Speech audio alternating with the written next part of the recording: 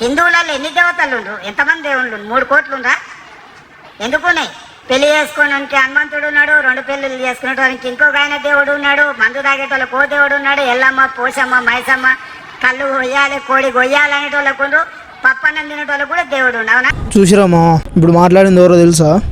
రేవంత్ రెడ్డి, మన తెలంగాణ రాష్ట్ర ముఖ్యమంత్రి గారు. ఆయన మన రాష్ట్రంలోనే అత్యున్నత స్థాయిలో ఉన్న వ్యక్తి. అట్లాంటి వ్యక్తి ఎలా మాట్లాడాలి? ప్రతి ఒక్క విషయం మీద చాలా అవగాహన ఉండి మాట్లాడగలిగే వ్యక్తిగా ఉండాలి. రాష్ట్ర ముఖ్యమంత్రి యొక్క బాధ్యత అది. ఏదైనా మాట్లాడుతున్నాం అంటే మన నోటి నుంచి ఆ మాట అమూల్యంగా ఉండాలి. ఒక ధర్మాన్ని కానీ కించపరిచే విధంగా ఉండకూడదు. ఇప్పుడు ఆయన ఏమన్నాడు ముఖ్యమంత్రి గారు? హిందూ ధర్మంలో 3 కోట్ల దేవతల గురించి మాట్లాడిండు, ఇంకేదో మాట్లాడిండు. ఆయన ఒక హిందువు అయ్యుండి, ఒక సనాతన ధర్మం పాటిస్తున్న వ్యక్తి అయ్యుండి కూడా మన హిందూ దేవుల గురించి ఎట్లా మాట్లాడిండు? మొన్న కూడా అన్నాడు ఆయన, కాంగ్రెస్ అంటే ముస్లిం, ముస్లిం అంటే కాంగ్రెస్ అని. నాకు ఆ రాజకీయాల గురించి నాకు తెలియదు, కానీ ఆయన పర్టికులర్గా ఒక హిందూ ధర్మాన్ని టార్గెట్ చేస్తున్నట్టుగా మాట్లాడిండు. నేను ఇంకోటి చెప్తున్నాను ముఖ్యమంత్రి గారు, మీరు అంటున్న ఆ 3 కోట్ల దేవతలు ఊరికే లేదు. మన సనాతన ధర్మంలో ప్రతి ఒక్క దేవతకి ఒక అర్థం ఉంది, ప్రతి ఒక్క దేవుడికి ఒక బ్యాక్ స్టోరీ ఉంది.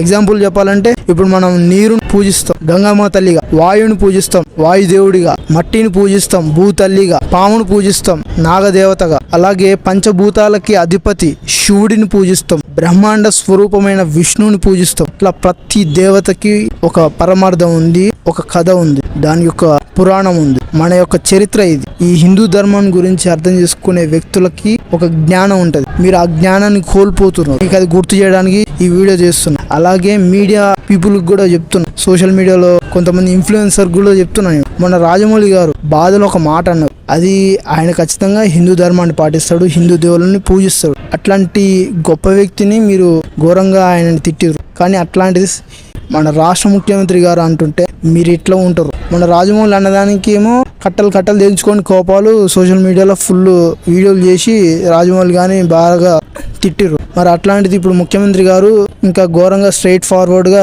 హిందూ ధర్మాన్ని తిడుతుండు. మరి మీరు ఏం స్పందించట్లేదండి? మీ స్పందన ఎటుపోయింది? ఇప్పుడు ఆ ఇన్ఫ్లుయెన్సర్లు ఎక్కడ పోయారు? ఆ ఇన్ఫ్లుయెన్సర్లు కూడా దీనికి ఆన్సర్ చెప్పండి. అలాగే ముఖ్యమంత్రి గారు, నేను ఇప్పుడు చెప్పిన దానికి మీరు ఖచ్చితంగా క్షమాపణ చెప్పాలి. అలాగే ఈ వీడియోకి మీరు ఆన్సర్ ఇవ్వాలి.